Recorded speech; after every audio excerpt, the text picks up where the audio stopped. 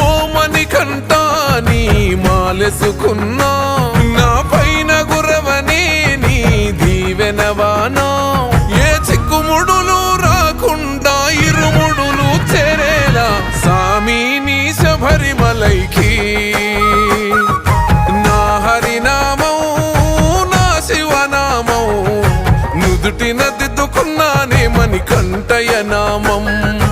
ఆ కైలాసం ఆ వైకుంఠం చేరగా వస్తున్నానే శబరిమల క్షేత్రం